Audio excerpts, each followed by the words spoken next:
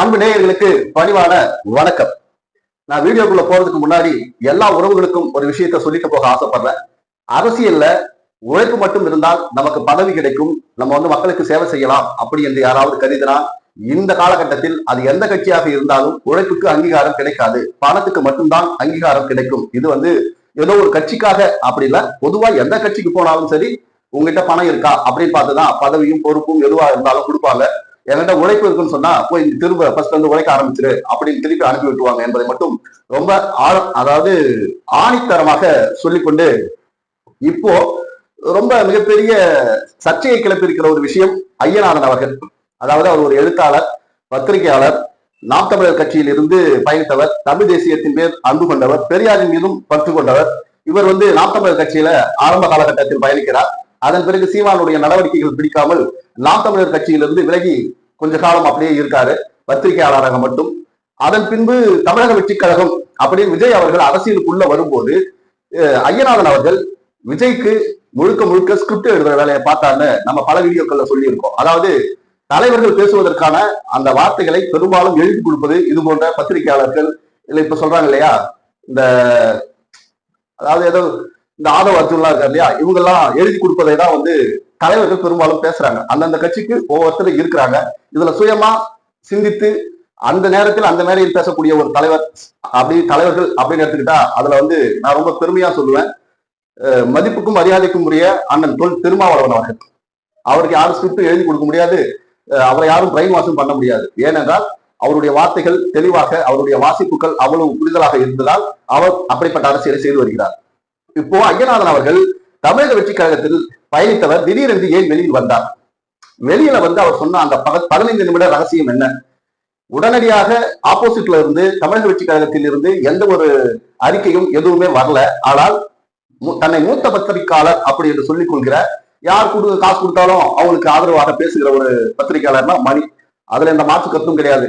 அவர் என்ன விமர்சனம் பண்றாருன்னு அவருக்கே தெரியாது. சீமான் போல ஏறக்குறைய அவர் என்ன பண்ண சொல்லியிருக்காருன்னா, அவர் சொல்லியிருக்கிற ஒரு வார்த்தை உண்மையான விஷயம்.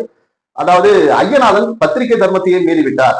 ஒரு தனி மனித சந்திப்பு நடக்கும் போது 2 பேருக்குள்ள பிரச்சனைன்னு வந்தா அந்த விஷயத்தை வெளியில போய் போட்டு உடைக்கிறது ஒரு பத்திரிகையாளருடைய தர்மம் கிடையாது சார். பத்திரிகையாளருக்கு மட்டும் இல்ல, பொது வாழ்க்கையிலும் இது எல்லோரும் கடைபிடிக்கணும்.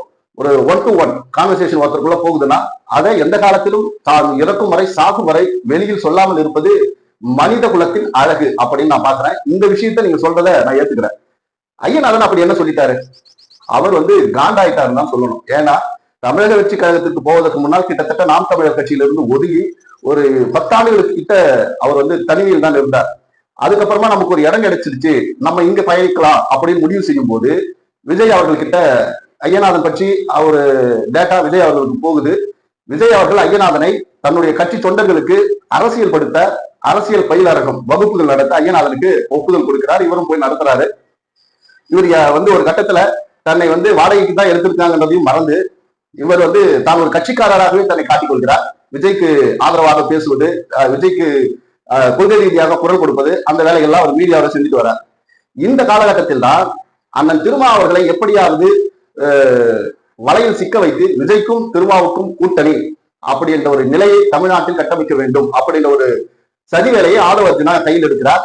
ஆனால் அவர் மெத்த படித்தவர், நிறைய அறிவுள்ளவர் அண்ணன் திருமா அவர்கள் என்பதை ஆதவர்ஜன் மறந்துவிட்டார். இதனால அண்ணன் திருமா அவர்கள் ஆதவர்ஜனை கட்சியில் இருந்து இடைக்காலமாக தற்காலிகமாக நீக்கம் செய்து வைத்திருந்தார். இதோ பூனைக்குட்டி வெளியே வந்துருச்சு அப்படின்னு சொல்லி ஆதவர்ஜன் அவர்கள் சரி இனிமே இங்க வேலைக்கு ஆகாது, நம்ம உடனடியாக நமக்கு பதவி வேணும்னா விஜய் கிட்ட போய் அடைக்கலம் புகுந்துடலாம், அங்க போறார். இங்கதான் பிரச்சனை ஆரம்பிக்குது. தமிழக வெற்றி கழகம் என்பது விஜய் ஒருவரின் முகத்தை வைத்து மட்டும்தான் அரசியல்ல போயிட்டு இருக்கு. விஜய் அவர்களும் வெளியில வர்றதில்ல, அறிக்கைகள் மட்டும்தான் வெளியில வருது. இந்த காலகட்டத்தில் ஆதவ அர்ஜுன் இங்க இருந்து போறாரு. நிர்மல்குமார் இவர் பாஜகவில் இருந்தவர், அங்கிருந்து நேரடியாக அதிமுகவுக்கு போறாரு, அங்க இருந்து தமிழக வெற்றி கழகத்துக்கு வராரு. இப்ப ஏற்கனவே இங்க பாத்தீங்கன்னா முசி ஆனந்த் அவர்கள் ரசிகர் மன்றம் என்கிற ஒரு கட்டமைப்பில் இருந்து விஜயனுடைய தகப்பனார் S.A. சந்திரசேகரன் அவர்களையே அந்த கட்டத்தில் இருந்து தூக்கி விட்டு அவர் போய் அங்க உட்கார்ந்துக்கிட்டு மொத்த கண்ட்ரோலையும் அவர் கையில வச்சிருக்கிற இந்த நேரத்துல மாநாடு ஆரம்பிக்கும் வரை, கட்சி அறிவிக்கும் வரை எல்லா வேலைகளையும் செய்த முசி ஆனந்த் ஓரங்கட்டப்படுகிறார். கொஞ்சம் கொஞ்சமாக உள்ள ஆதவர்ஜன் வராரு, நிர்மல்குமார் வராரு, ஐயநாதன் ஆட்டோமேட்டிக்கா புறம் தள்ளப்படுகிறார். சம காண்டாயிட்டார் ஐயநாதன். உடனடியாக விஜய் மீது குற்றச்சாட்டுகளை வைக்கிறார். அவர் வைத்த குற்றச்சாட்டுகள் எல்லாம் நியாயமான்னு கேட்டா ரொம்ப நியாயமான விஷயம். ஆனா இப்ப சொல்றத அப்பவே சொல்லி இருக்கிறோம், அதுதான் நம்மளுடைய கேள்வி.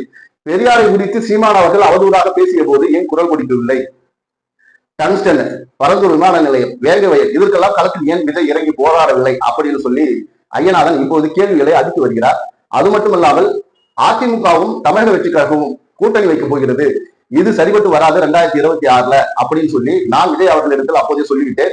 ஆனால் எடப்பாடி அவர்களும் விஜய் அவர்களும் கூட்டணியை நோக்கித்தான் போய் கொண்டிருக்கிறார்கள் அப்படின்னு அவர் வெளியில வந்து போட்டு உடைச்சிட்டாரு. அந்த பனையூரில் நடந்த அந்த 15 நிமிட அந்த ரகசியத்தின் உச்சம் இதுதான். இதை போட்டு உடைத்ததும் தமிழக வெற்றி கழகத்துக்கு மிகப்பெரிய சிக்கலை, தர்ம சங்கடத்தை ஐயநாதன் ஏற்படுத்தியிருக்கிறார் அப்படி என்பது கொஞ்சம் கூட ஐயப்பட முடியாத ஒரு விஷயம். ஏன்னா எடப்பாடி அவர்களும் தமிழக வெற்றி கழகமும் இப்போதைக்கு தனித்தனியா பிரிஞ்சு இருக்கிறோம் அப்படின்ற மாதிரி அறிக்கைகள் வந்தாலும் 2026 தேர்தல் நேரத்தில் கொள்கையின் அடிப்படையில் அப்படின்னு கூட்டணி வைக்கலாம். இது தமிழ்நாட்டில் எல்லா கட்சிகளும் நடக்குது. இது நடக்கக்கூடாதுன்னு சொல்றதுக்கு நம்ம யாருக்கும் உரிமை இல்லை. வாக்களிக்க முடியுமா முடியாதா அப்படி என்றுதான் மக்களுடைய பார்வை. என்னை பொறுத்த வரைக்கும் ஐயநாதன் ஒரு விஷயத்தை சொல்லி இருக்க கூடாது. தனிப்பட்ட விதத்தில் பேசிய வார்த்தைகளை வெளியில வந்து பேசியது மனித குலத்துக்கு இழிவு அப்படின்னு தான் நான் பாக்குறேன். மணி அவர்கள் ரொம்ப யோகியன் போல பேசக்கூடாது. ஐயநாதன் அவர்கள் இடத்துக்கு போய் உட்காரதான் மணி அவர்கள் இந்த வேலையை பாக்குறாரு. அவர் வந்து மூத்த, அதாவது முடி நரைச்சிட்டா வயசாகிட்டா மூத்த பத்திரிகையாளரா அப்படியெல்லாம் கிடையாது. மக்களுக்கு நேர்மையாக களத்திற்கு போய் என்ன நடக்கிறது என்பதை எடுத்து காட்டுபவர் தான் பத்திரிகையாளர், ரிப்போர்ட்டர். இவங்கெல்லாம் வந்து காசுக்கு கூவுகிற கைக்கூலிகள். அது ஐயநாதன் ஆகட்டும், மணி ஆகட்டும், இன்னும் பல பேர் இருக்கிறாங்க. இந்த ரவீந்திரன் துரைசாமி ஆகட்டும், இவங்க எல்லாமே பத்திரிகையாளர்கள். இப்படி எத்தனையோ பேர் இருக்காங்க. இவங்க ஒவ்வொரு கட்சிக்கும் பணம் கொடுக்கிற அந்த அளவை பொறுத்து இவங்களுடைய நிலைப்பாடை எடுப்பாங்க. ஆக இந்த பத்திரிகையாளர் என்கிற போர்வையில் நீங்கள் அடித்துக் கொள்வது நல்லா இல்ல. அதெல்லாம் விட்டுட்டு, ஏன்னா பத்திரிகையாளர் என்பது அவ்வளவு மிகப்பெரிய, அதாவது இந்திய அரசியலமைப்பினுடைய 4வது தூண் பத்திரிகை. அப்படி அது பேரை கொச்சப்படுத்த நான் விரும்பல. ஆக இந்த மணி அவர்களுக்கும் ஐயநாதன் அவர்களுக்கும் தனிப்பட்ட முரண் மோதல். அது வந்து என்ன சொல்றதுன்னா, அண்ணன் எப்ப சொன்னாலும் திண்ணை எப்ப காலி ஆகும் அப்படின்ற மாதிரி ஐயநாதன் எப்ப வெளியில போவாரு அந்த இடத்துக்கு நம்ம போய் உட்காந்து நம்ம கொஞ்ச நாள் ருசிக்கலாம் அப்படி என்பதுதான் மணி அவர்களுடைய எண்ணமாக இருக்கிறது. ஐயநாதன் வாய்ஸ் கொடுக்கறத விட்டுட்டா நம்ம அந்த இடத்துல இருந்து வாய்ஸ் கொடுத்தா நம்ம கொஞ்சம் பார்க்கலாம் அப்படின்றதுதான் மணி அவர்களுடைய எண்ணம். எது எப்படி இருந்தாலும் மக்கள் இப்போது இருக்கிற எந்த கட்சியையும் அவர்கள் புதிதாக வருகிற கட்சிகளை நம்பவில்லை. அதாவது பாஜக ஒவ்வொரு மாநிலங்களாக கபலீகரம் செய்து வருகிறது. தமிழ்நாடு மட்டும் தனித்து நிற்கிறது. ஆக இங்கே திராவிடமும் பெரியாரும் ரொம்ப முக்கியமா தேவைப்படுகிறார்கள். ஆனால் அந்த திராவிடத்தையும் பெரியாரையும் போலியாக முன்னிறுத்தி யாரையாச்சும் ஆட்டத்தை கலைக்கலான்னு பாஜக முடிவு பண்ணியிருக்காங்க. அதில் விஜய் அவர்களும் இருப்பாரோ என்கிற ஒரு சந்தேகம் இருக்கிறது. ஏன்னா அவர் வந்து பேசுற பேச்சுகள், விடுற வார்த்தைகள் பாயாசமா இந்த மாதிரிலாம் பேசும்போது நமக்கு ஒரே ஆபாசமா இருக்கு அப்படின்னு தான் நமக்கு சொல்ல தோணுது. மக்கள் கட்சிகளிடமிருந்து உங்ககிட்ட வளர்ச்சி அவங்க எதிர்பார்க்கவில்லை, உங்க கொள்கையை எதிர்பார்க்கல. எங்களுக்கு என்ன செய்வீங்க, ஒரு தனி மனிதனுடைய பொருளாதாரத்தை எப்படி வளர்ச்சி செய்ய வைப்பீங்க, நாட்டில் சமூகத்தில் அமைதியை எப்படி நிலைநாட்டுவீர்கள், இதுதான் மக்களுடைய ஆசையும் அவாவும் அப்படி என்பது ஒரு நிதர்சனமான உண்மை. தமிழக வெற்றி கழகம் ஆட்சிக்கு வந்தாலும் சரி, அதிமுக ஆட்சிக்கு வந்தாலும் சரி, அது பாஜக ஆட்சிக்கு வந்தது போலதான். இது மக்களுக்கு நன்றாக புரிகிறது, தெரிகிறது. ஆகவேதான் ஒவ்வொரு முறையும் அண்ணன் திருமாவளவன் சொல்லும் போது பாசிச பாஜகவை ஏறெடுப்போம் அப்படின்னு தான் சொல்லுவார். அந்த அடிப்படையில் திராவிட முன்னேற்ற கழகத்தினுடைய கூட்டணி ரொம்ப இன்டாக்டா 1000 மனக்கசப்புகள் இருந்தாலும் அவர்கள் பயணிக்கிறார்கள் மக்களுக்காக, சேவை செய்வதற்காக. அப்படி இருக்கும்போது நாம் தமிழர் கட்சியை ஏறக்குறைய ஈரோட்ல முடிச்சு விட்டாச்சு. பெரியார் என்கிற ஒற்றை தடி, சீமான் என்கிற மொத்த அடி வேறையும் ஆணி வேறையும் குடியில் எரிந்து விட்டது. இப்ப தமிழக வெற்றி கழகம் உள்ள வந்திருக்கு.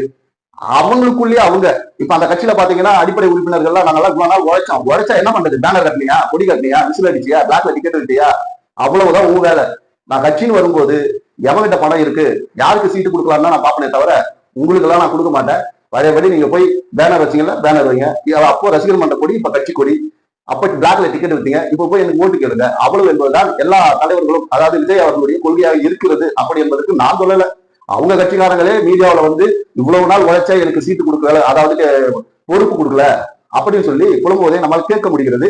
இதுல இவர் முதல்வரா, கூட வரவங்க அத்தனை பேருக்கும் துணை முதல்வரா என்னவோ இந்த ஸ்கிரிப்டை எழுதி கொடுத்த ஐயநாதனை இப்ப வெளியில வந்து உடச்சி சுக்குநூறு ஆகிட்டாரு.